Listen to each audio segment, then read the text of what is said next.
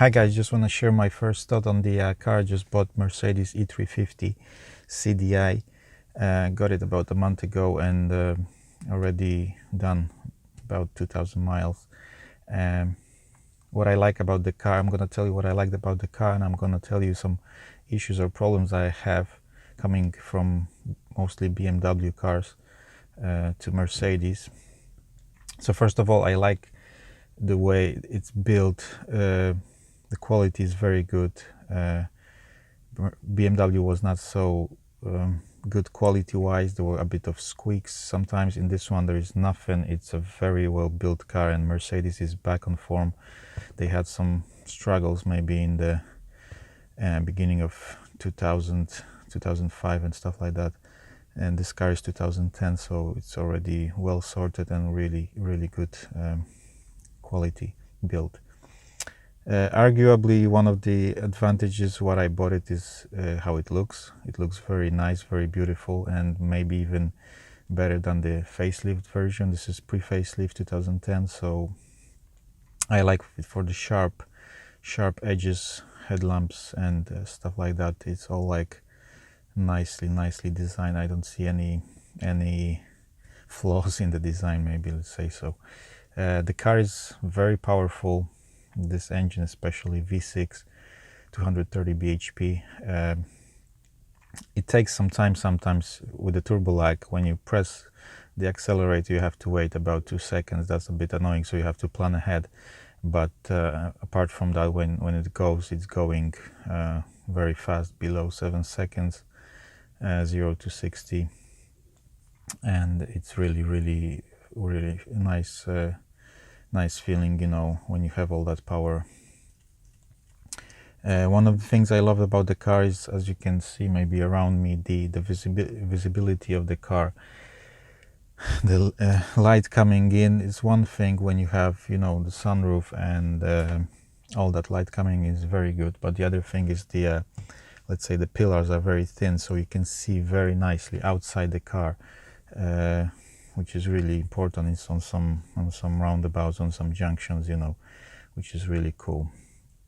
The car is also fairly economical. So far I was driving, let's say 50-50, maybe more in the city, and it's doing about 30 something mpg.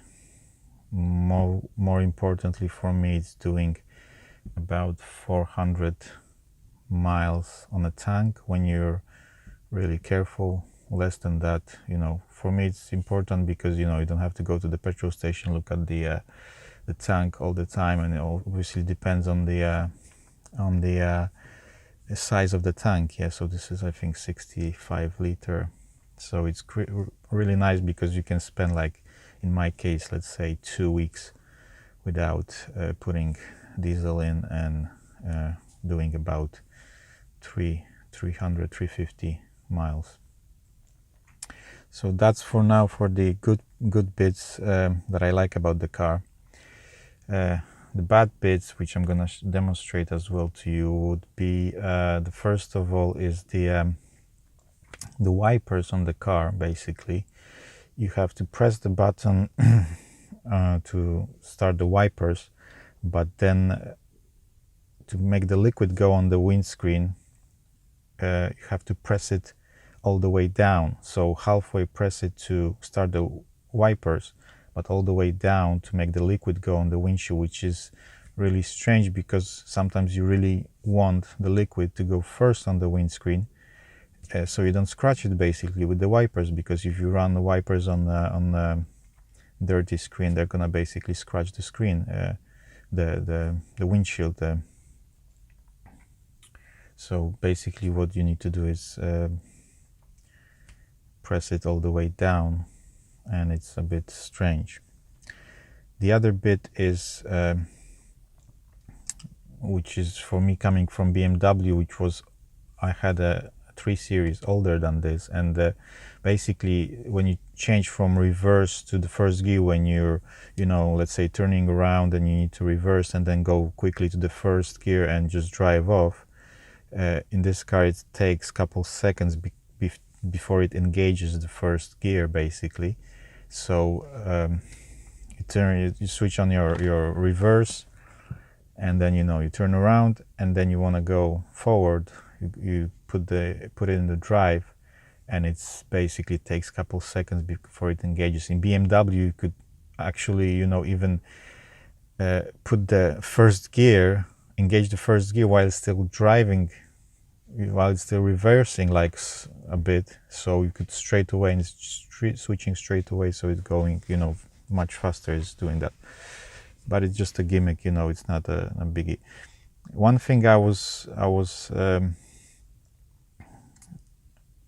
one other thing that was not the same as in BMW, let's say, was the windows. Basically, when you close the door, basically there is no way of shutting the windows remotely, or at least I don't know of the way, because in BMW you basically press it twice and hold it, or just hold it, probably the closing button, and it will close the car. In this car it doesn't work that way, or at least not on mine. Maybe something's wrong, but if you know any solution, let me know as well, because I'm not sure if I'm doing something wrong. I'm trying to press it once and hold it, press it twice and hold it, and it's still not registering, not closing the window. So I have to basically go inside the car and start the ignition and close the window. So that's a pretty annoying thing.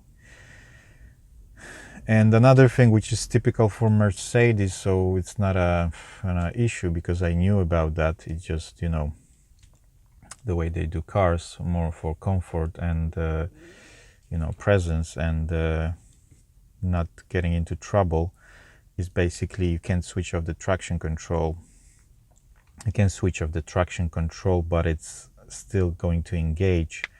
And also another thing connected with that is you have to go to the menus and all that stuff. In BMW you just have a button on the middle of the dashboard, and you can just switch off the traction control or switch it in the dynamic mode, and then if you press it long you can switch it off completely. And it's it's obviously not very good to do that all the time, but sometimes if you want to have fun and you're not scared, then you can basically switch it off. And in Mercedes you can never switch it off completely, but that's something I knew about, and that's how they make cars basically.